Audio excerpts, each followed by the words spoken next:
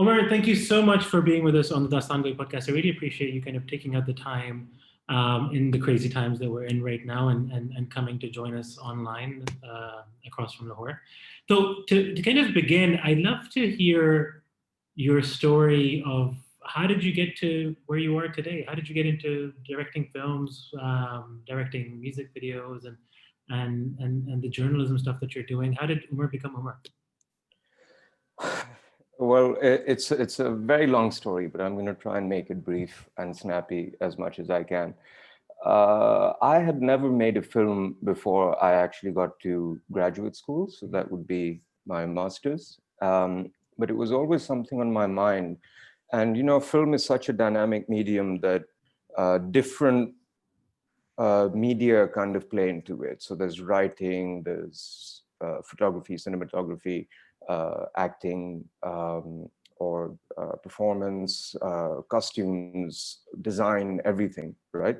So I had kind of inculcated various hobbies growing up. I love to do theater. I love to write. I picked up photography when I was about 15 years old, cataloging different sites that I saw in Lahore.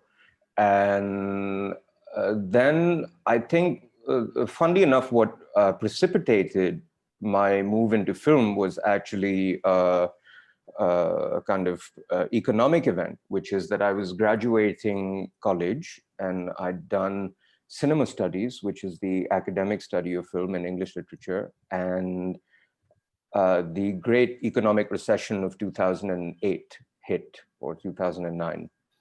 And this is when Obama had just been elected president, and there was a sense of hope, but it was a tough time in the United States to be an international person working and trying to get a job there. So initially, my plan was that I'd graduate, I'd work for a couple of years, get some experience, and then I'd apply to grad school.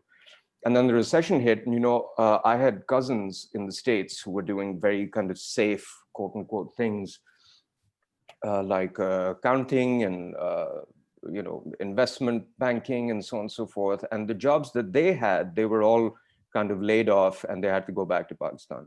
So the safest thing at that time was was to immediately apply to grad school.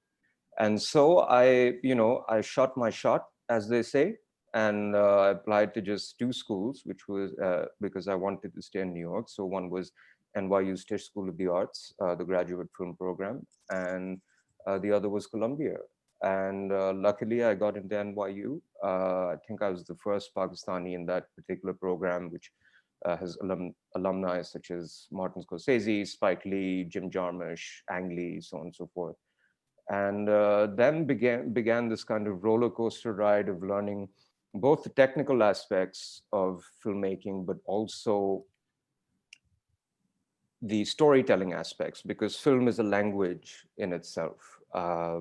It might feature spoken language, but how to construct shots together, put them in a sequence, and have someone look at that and be able to tell a story is really a language in itself. So it was kind of like learning a new language for me. And I was very lucky that I got a lot of set experience. So I did as much kind of menial jobs on sets because I'd never been to a set before. I applied to the program.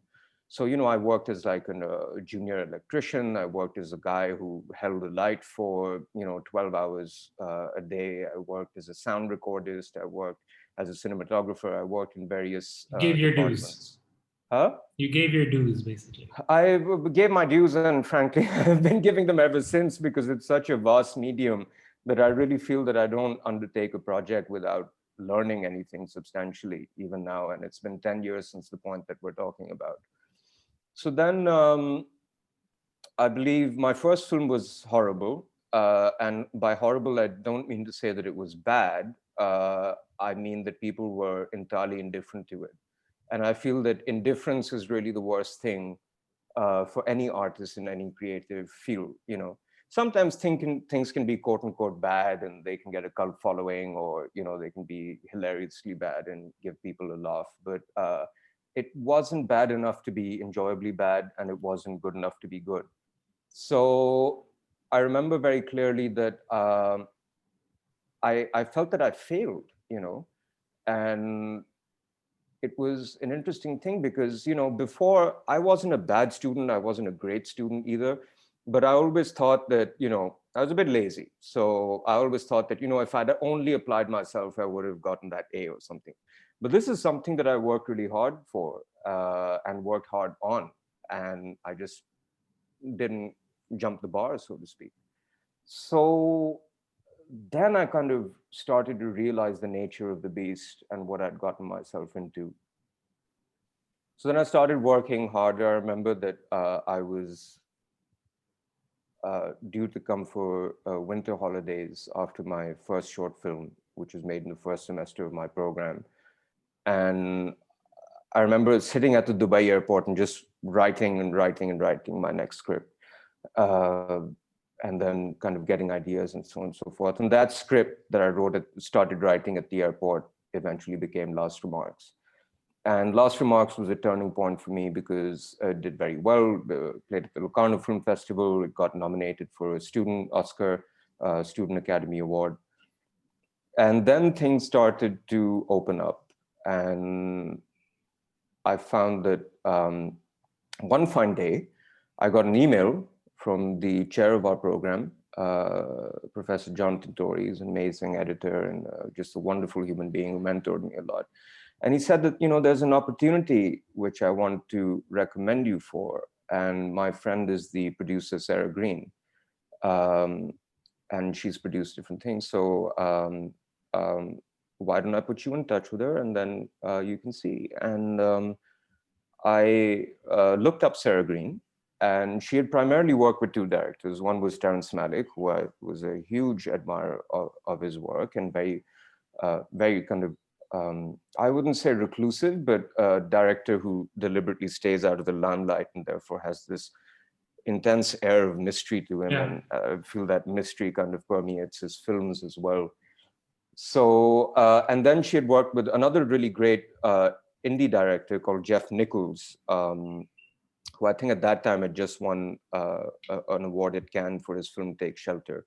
So I assumed that this was going to be an opportunity to work with Jeff Nichols, right? It wasn't even in my very vivid imagination to kind of apply for a job with Terrence Malick. And so I, got in touch, and I had to write, send in my resume and send in work samples and write an essay.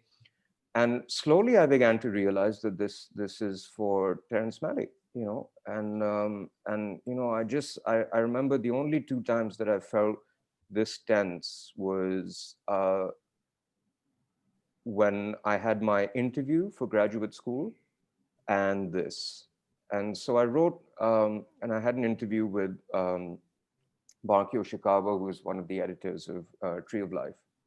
And I sent him my film that I just made, Last Remarks, and he really liked it. And he said, okay, we're shooting in LA right now, and can you come down and have a little kind of trial period as an editor on these films? And I said, sure, I would go to, a very, very far off remote place at that time to work with Mr. Terrence Malick. And so I went to LA, first time being in LA, and I started work, and luckily they liked what I did, and I got hired, and I moved to Austin, Texas for 2 years. And I can't say much about that experience because I've signed various forms, but it was an extraordinary, enlightening experience, not just with how to deal with cinema as a medium and push it forward, but also to kind of see what's beyond the naked eye in life, right?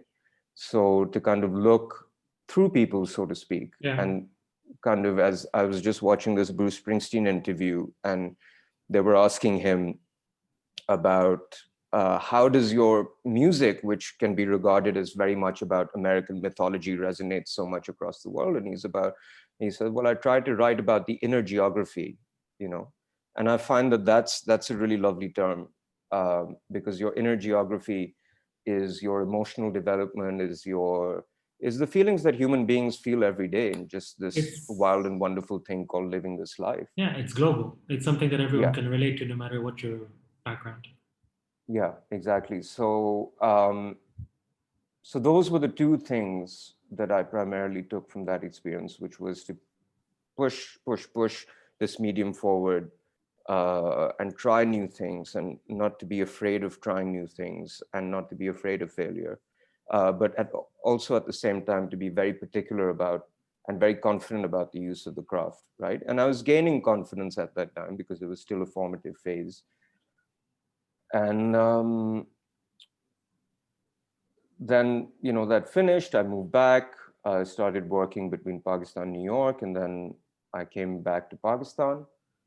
And I had not made the conscious decision to move back, quote unquote, but I seem to have stayed for a while. And so, whether it's in film or in photography, I try and find stories that really resonate with me and that I feel need to be told, and that I feel might not be told in the way that I could tell them, or I could empathize with them.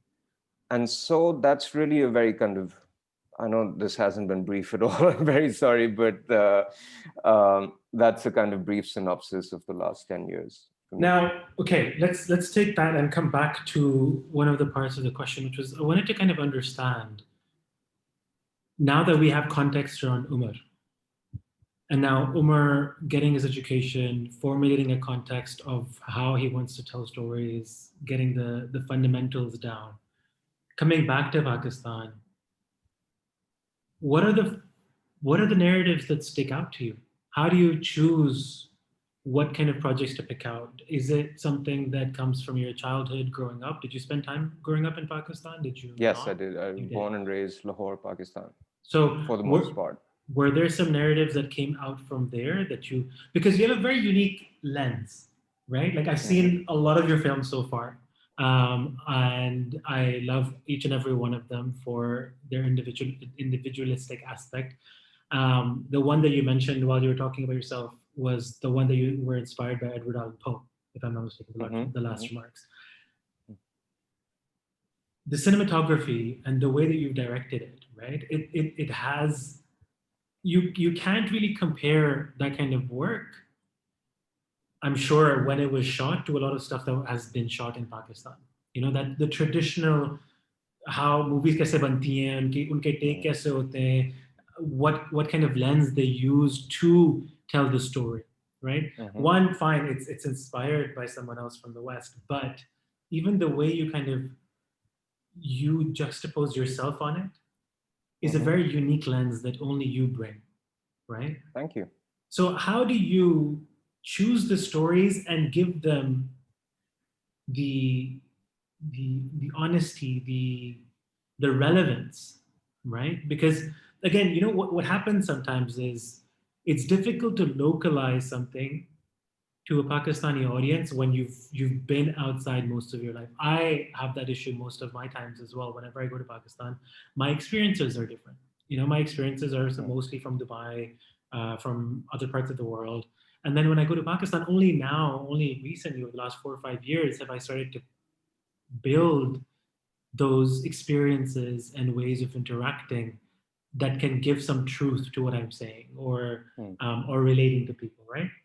Hmm. The way you take film as a medium, which is an extremely powerful medium, like you can break that down into like clothing is a way of storytelling, language is a way of Hmm. storytelling, the way the whole thing is put together is a way of storytelling. How do you give truth to the characters? How do you give truth to the stories that you come up with? Well, that's a great question. I mean, it's always, for a filmmaker, the great question of what story do you want to tell and how do you want to tell it is a big question, because filmmaking it's not like, being in the confines of a studio and painting something on a canvas. It's not like being on a word processor, writing something out, and so on and so forth. There's a lot of often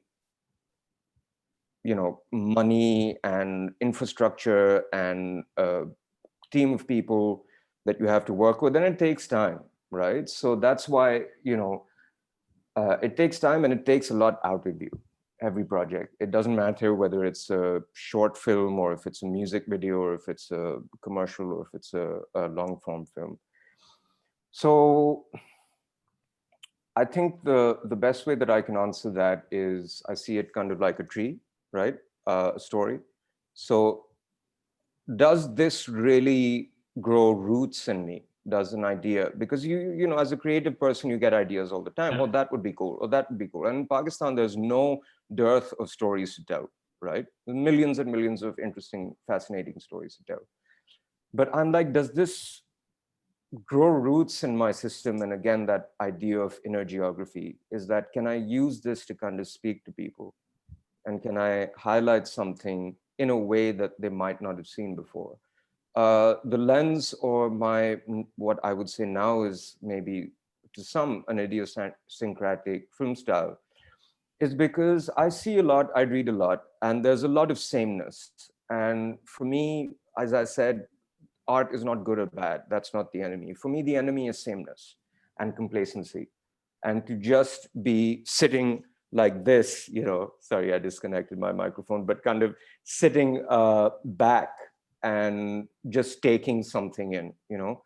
I want film to be an interactive experience, even if it's on a two-dimensional screen. So I want people to kind of lean in and watch a movie, you know, to kind of be drawn into it. So the other key word that you used is honesty. You know, I try for my work to be as honest or true to, if it's a character or if it's a documentary or a photo essay, to be true to the subject, to be true to what really speaks to the human experience, not just Pakistan. Third aspect and final aspect is that for me, this growing idea of Pakistani cinema and what it can be and cannot be, um, to me is not just telling South Asian stories in the way that, you know, things have been told in the language of film for 100 years all over the world, right? That's not enough for me personally. Every director has his own take. For me, I wanted to have the feeling of our poetry. I wanted to have the feeling of our music, our classical music. I wanted to have the feeling of our dance, you know, which is unique to this region, but there's some mystery, some magic to it that can really enthrall really any human being that's watching it or reading it, you know. So, you know, Some Love It, Some Beloved, my feature documentary, is about poetry. So, for instance, in that sense, when I first read, my father introduced me to the poetry as a teenager. And when I read it, I got a feeling from it that I felt that, you know, even after a degree in English literature, English poetry could not give to me. And there was an ineffable sense of, what is this strange feeling, you Yeah. know, that you can't really put words to, you know, it really hits deep. Um, so, so for me, I'm like, why isn't cinema, which is relatively, if you discount, or not discount, but kind of take the kind of newer things that are happening in Pakistani cinema right now, and it's an exciting time for that. Why can't our cinema be at the same kind of Elevated, yeah. uh, have that same kind of resonance that our poetry has, that our dance has, that our literature has, that our, you know, and the thing is, those media got a head start because those have been around for hundreds of years. Cinema has been around for about 100 years in the world, a little over 100 years. And, you know, the trials and tribulations of Pakistani cinema have been up and down. So for me, that's really kind of what I'm aspiring to, you know. And it's an up and down process. There's, you know, you kind of hit several dead ends. You kind of have to go a little bit extra. I feel like every time I finish a project, something, I feel very drained uh, and, you know, emotional, and I just want to be done with it. And I don't want to see it for a very long time after it's done. But that's a good thing, because later I can kind of reflect on it and be like, yeah, I really kind of took something that I was feeling and which doesn't have words, and put it in this medium. And that thing of expressing the ineffable or communicating the ineffable And communication really is to take something that's interior and reach across and make it interior into someone else, you know. That's the goal always. So that's what I try to do. I love that. I love how you described your truth and what you want to bring um, to your craft.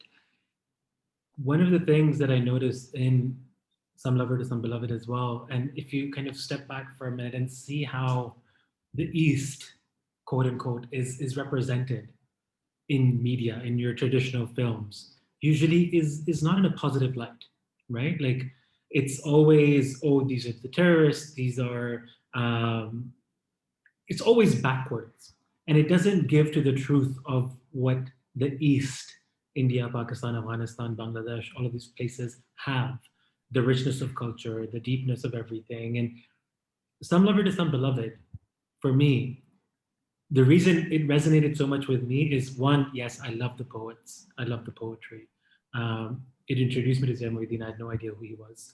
Um, but the way it was filmed, I would it took me back, right? Like I watched it 3, 4 times Oh, wow. Thank you. since you've sent it to me, I don't think right? I've seen it that many times. Well, Yeah, I because have, I but loved not it. since it's been finished.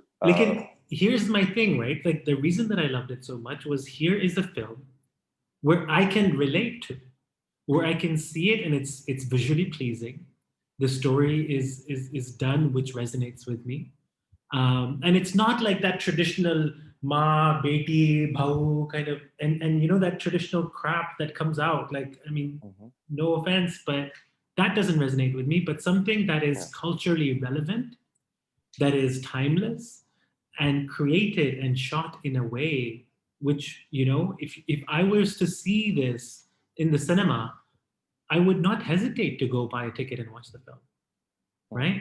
Whereas a lot of the films, like your traditional Lollywood films, the ones that you see mostly, I wouldn't be the audience.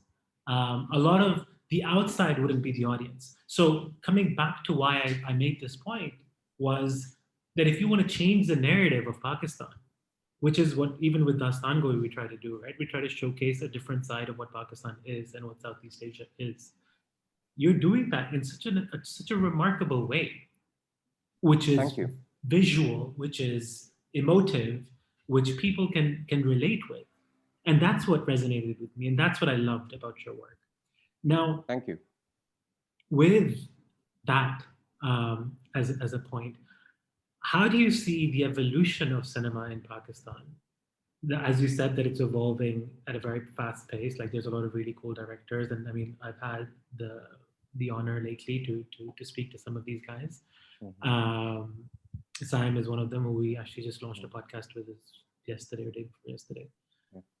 How do you see this evolving, and how do you see you guys kind of coming to a world stage and being able to give truth to Pakistan and to this part of the world as well? Because that is at the core of it. I like, for me, I would love for people outside looking into Pakistan, rather than looking at what the media kind of showcases, be able to showcase what you showcase, because that is a truth that does not um, see light as Mhm. much about our part of the world, right? Mhm.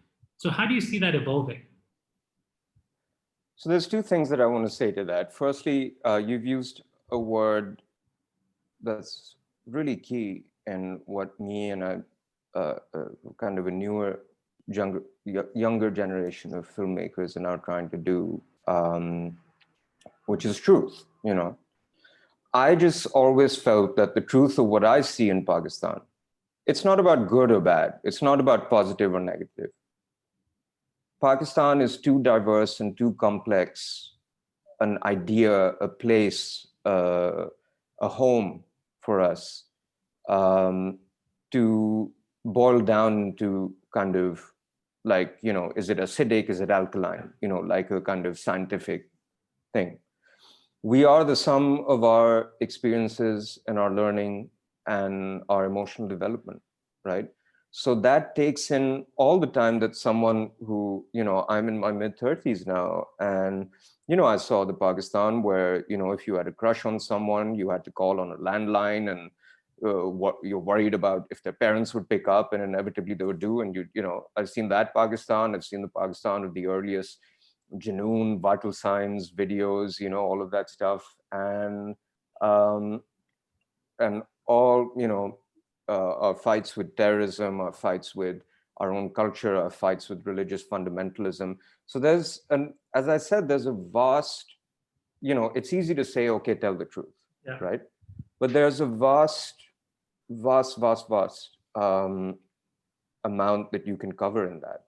And the way I see this evolving is really to kind of encourage strong voices, So, like Saim, you mentioned, is a strong voice, and he has his style, which might not be similar to my style, but that's not discounting anything. It's 100%. not about good or Yeah. bad, He will tell the stories that he chooses to tell, that grow roots in him. I will tell, or Hamza, or Sarmat Khusat, or Marine Jabbar, or various different filmmakers who are kind of doing interesting work, or Jami.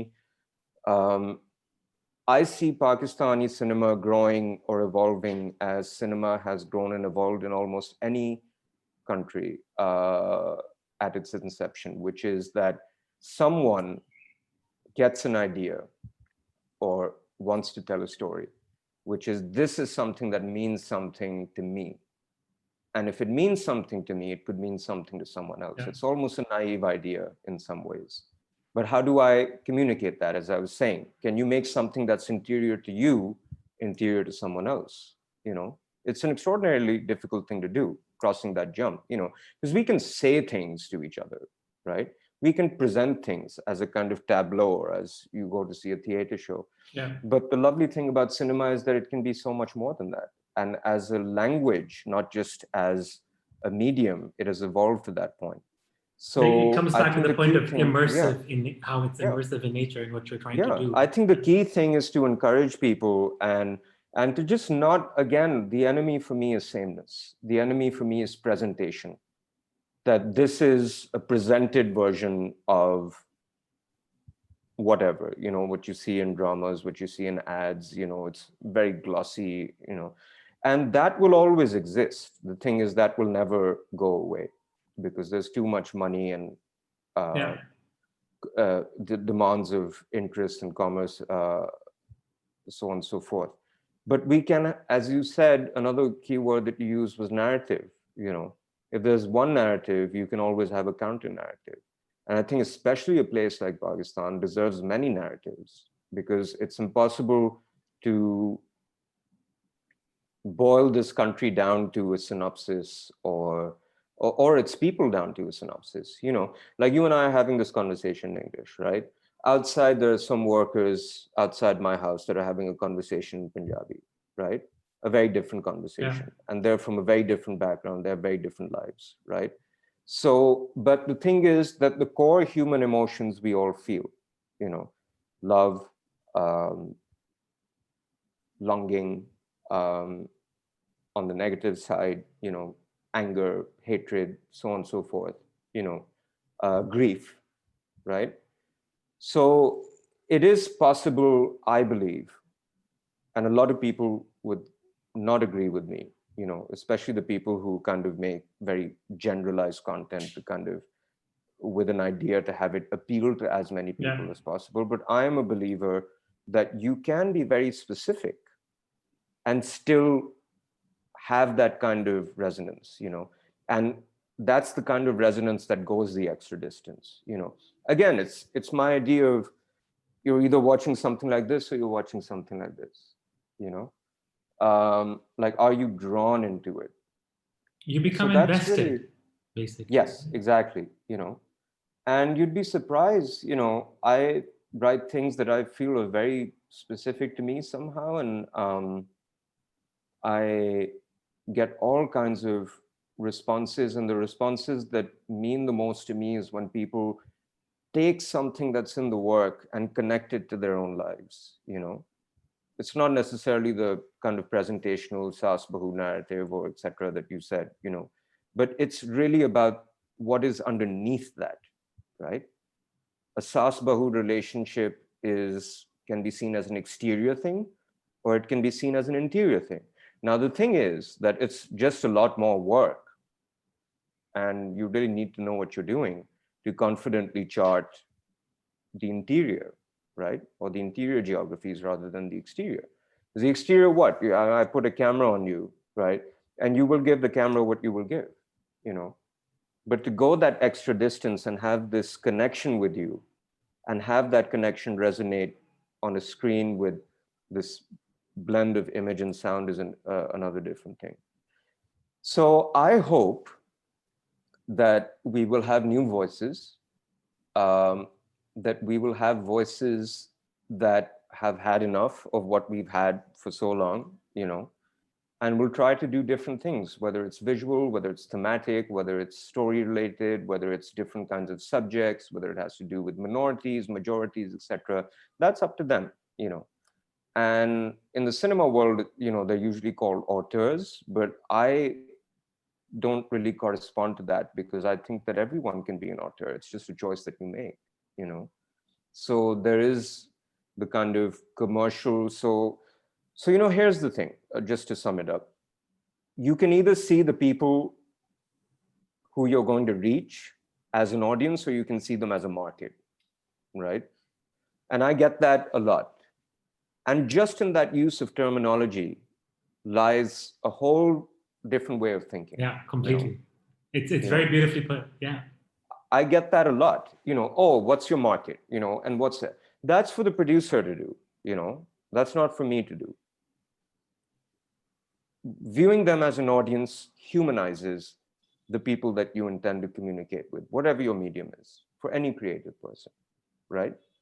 So I'm not interested in people as statistics and as numbers and as these kind of results of these very kind of categorical market analyses or studies of their wants and desires. You know, I want to see people as people, you know, we're imperfect, where, as I said, we go through a range of emotions. Yeah. You know, I want things to appeal to that. And I feel like slowly now, Pakistan is starting to be recognized on the world stage for that. I mean, at that point, we're still at our infancy, right? Like Pakistan's film industry is still very much at its infancy. We are seeing an influx, we're seeing a shift as well of perspective.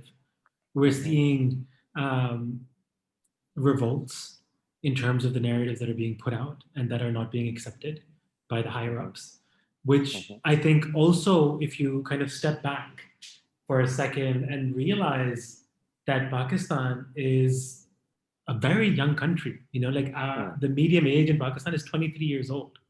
So a lot of the narratives that have been, I mean, I'm 31, right? So the things that I grew up with were like, I watched Alpha Bravo Charlie, to the Junoon things that you mentioned. Those things are no longer relevant to the younger generation.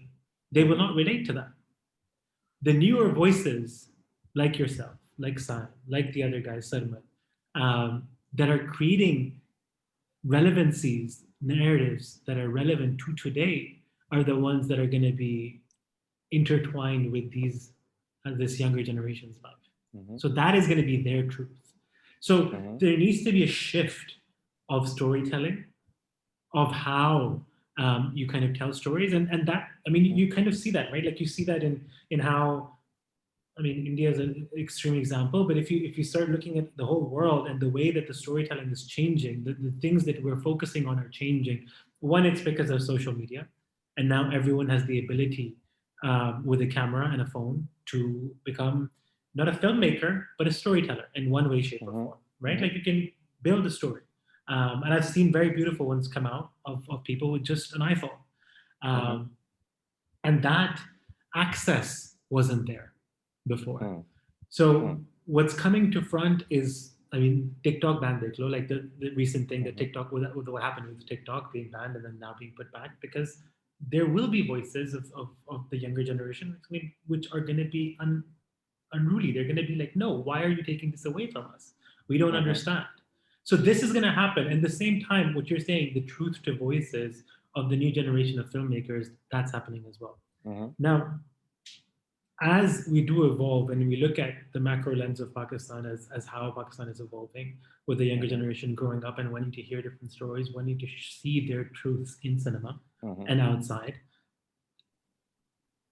do you see infrastructure being built around that to support them? Whether it be government, private. You were just in Islamabad right now. Say like what Zara's doing is creating a platform, right? For us to be able to showcase and watch filmmakers such as yourselves telling these kinds of stories. And I think what Zara was able to do is incredible because it gives a platform, right, for people to come in and have a dialogue. Do you see this infrastructure changing? Do you see initiatives being taken that will help bring you guys forward, that will help support you guys in telling stories? Because that shouldn't be your issue. Creating a platform should not be your issue. It should be telling the stories. That's what you are, right? You're a storyteller at the core of it. But do you see people supporting you in the way you would like to be supported? In the industry as well. That's an interesting question. So I've always operated outside of the quote unquote industry, if we can call it that, because I get to do my own thing and I don't have to really answer to anyone as such, right? And I don't have to answer to that mentality that this is going into a market and this is not going to an audience, right? So there's several aspects to your question which I'd like to answer. And the first is, I'm going to say something very unsexy as a Pakistani filmmaker or new wave or whatever you want to call it. It's all marketing that, which is that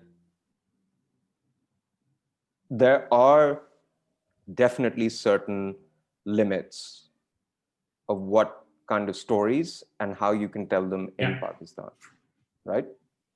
And the thing is, those limits are not going to go away anytime soon, right?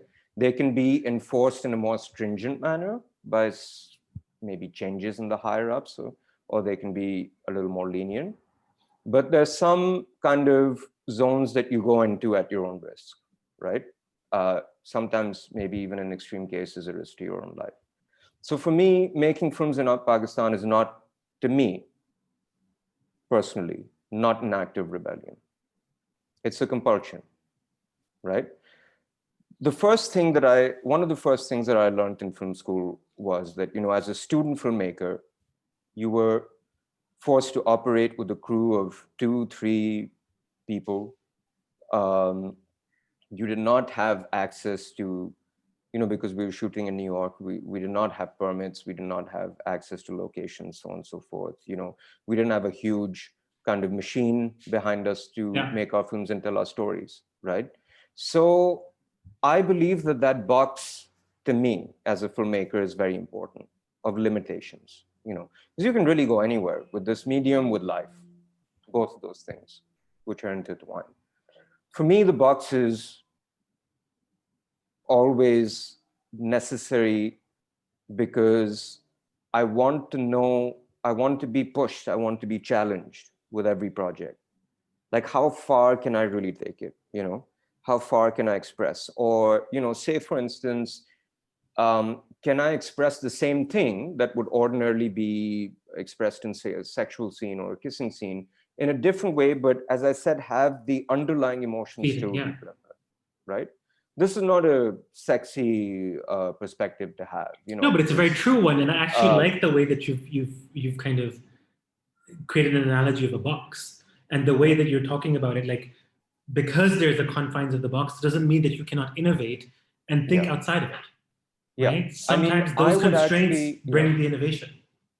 I have kind of taken it upon myself that even if, say, I do an industry movie one day, which seems unlikely, but a big movie, like, I don't want to have a huge crew. I don't want to have a huge team of like machinery and generators. I want to be able to tell the story with using as much as a basic setup as I can, because, it's really the hallmark of independent cinema, and that's why cinema is independent. I feel like, if everything is suddenly given to me, then the challenges become less.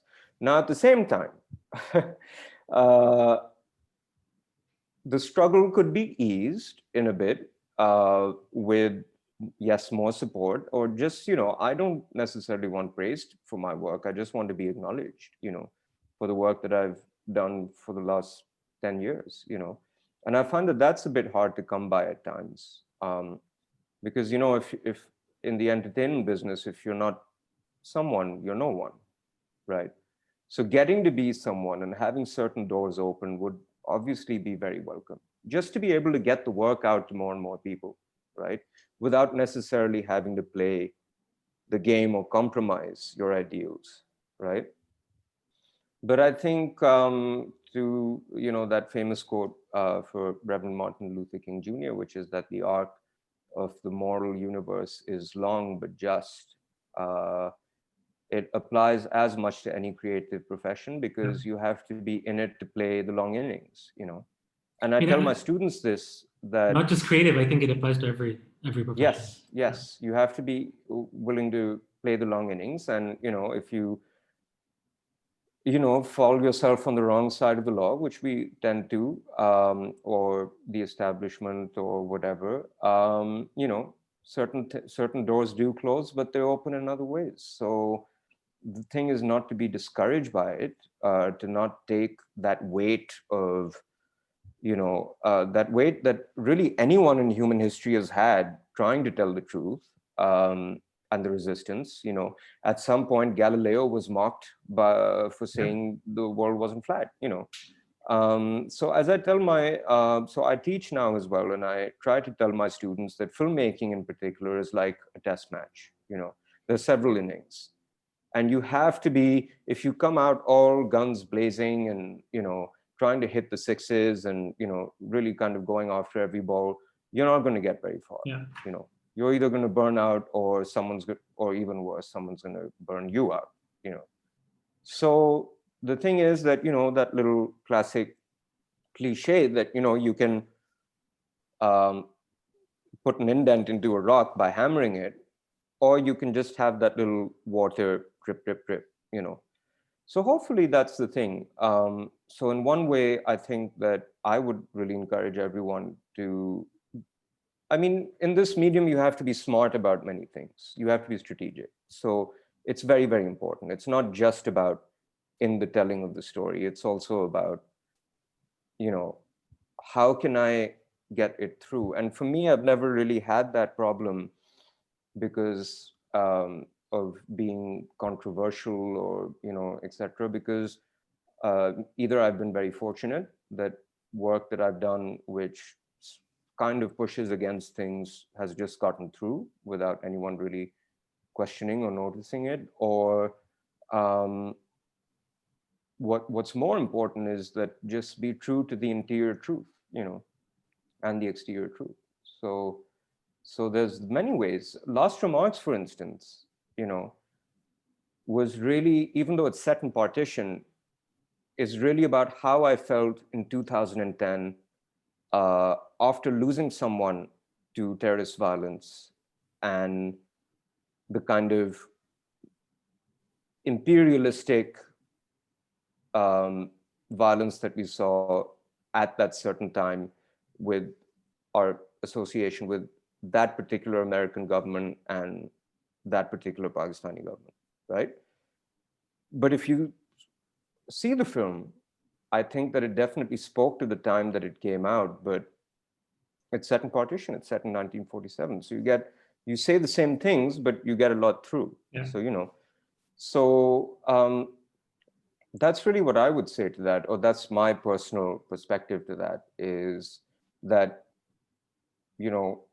you want to cover as much as a range as possible. And, I have complete respect for people who actually do take on, who do speak truth to power in a very kind of naked and open way, and who often have to suffer for it, and so on and so forth.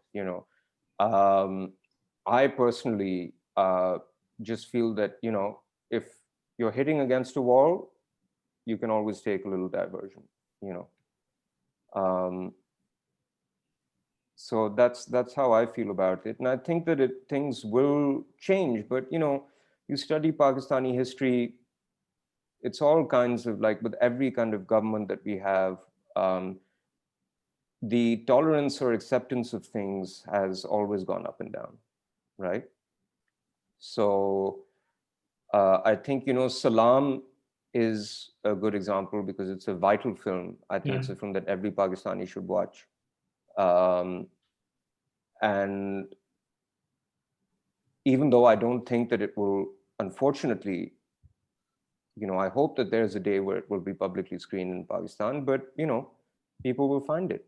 So that kind of speaks to your, it's on Netflix now, I Yeah. believe, and even before they had certain limited screenings and so on and so forth. So in this day and age, like, you can't really ban anything. You can't really It's, stop anything from happening. you The know thing what? is, yeah. Sorry, go on. Continue. No, the thing is that, it's very, very disheartening. I've personally had a lot of pushback from a lot of people who could have given me a platform, for some lover to some beloved, for slightly different reasons. That, oh, this is a very niche subject. Not enough people are going to be interested in it. Again, there's no market for it. It's too long. It's too this. It's too that. All of these people were older people. And I believe that they're just out of touch with what the other generations in Pakistan needs want. This is a film about our culture, our history, and our historical culture, right? So actually the most moving responses that I've gotten to the film so far are from younger people, you know, who I was told repeatedly that there would never be a market for them, you know. So it is personally very disheartening and discouraging, and you do have low periods and so on and so forth. But I'm starting to learn from personal experience now that, you know, the truth does find a way. And It's just you hope that it's sooner rather quicker. than Yeah. later. But then Yeah, it comes back to that, you need to be in it for the long haul. yeah, Um, because sometimes, especially in today's age, what I notice, I mean, I see this in myself all the time, like I want results now.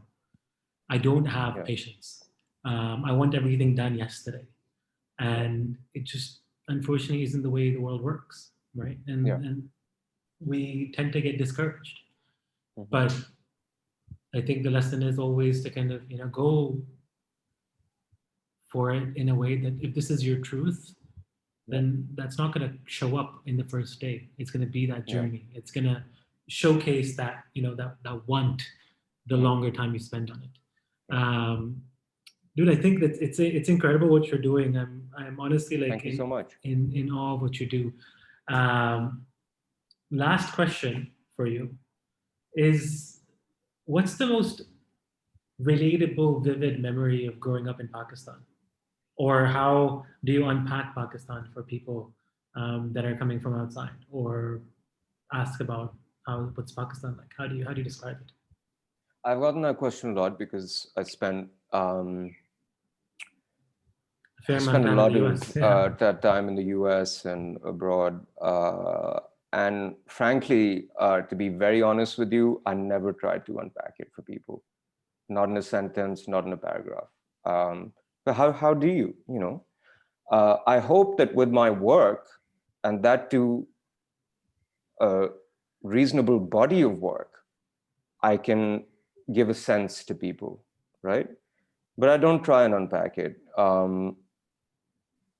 I think that there's just so much here, and there's just so much. It's really a kind of a gold mine of creative material, um, and so many people, so many different kinds of people, so many different kinds of beliefs, so many different kinds of journeys that it can get very overwhelming.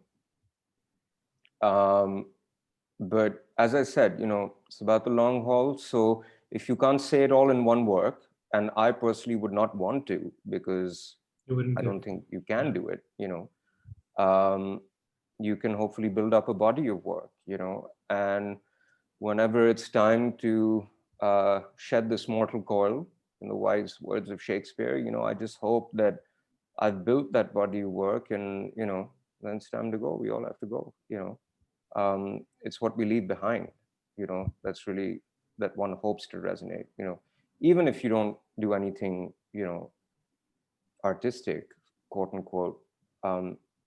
You leave yourself behind in memories, you leave yourself behind in words, you leave yourself behind in actions that people will remember, and to come back to one memory, I can tell you one thing that's very personal, which is that um, I grew up with two elder sisters, and at that time, I think it was kind of the late 80s, early 90s, and I remember this song by this kind of hair metal band, which was kind of like the main commercial rock at that time, by this band called Warrant, and it was called "Be My Cherry Pie." And I loved that song as a kid, and that band never had another hit, and it was a very kind of 80s hit. And then, I was feeling nostalgic, and I remember like my sisters listening and kind of rocking out to that song, and I would, rock out to it too as a kid. And then I heard it recently, and it is such a suggestive song, and we completely did not realize it at the time. I mean, "Be My Cherry Pie," like, just the title can raise enough flags, and so, that's kind of really what I think about growing up in Pakistan, is that, there's for all of us, I think there's some moment of sweetness and innocence that we can always kind of, which will never come again, probably, but that we can still kind of hold on to, And the great thing about creative work is that you can recreate that, or you can reimagine or retell that, and you hope that it's going to stand the test of time and last much longer than you are. Umar, thank you so much. This was awesome. Thank you so much, Ahmad. What a pleasure. I Thank really you so much. appreciate it. Thank you. I do too.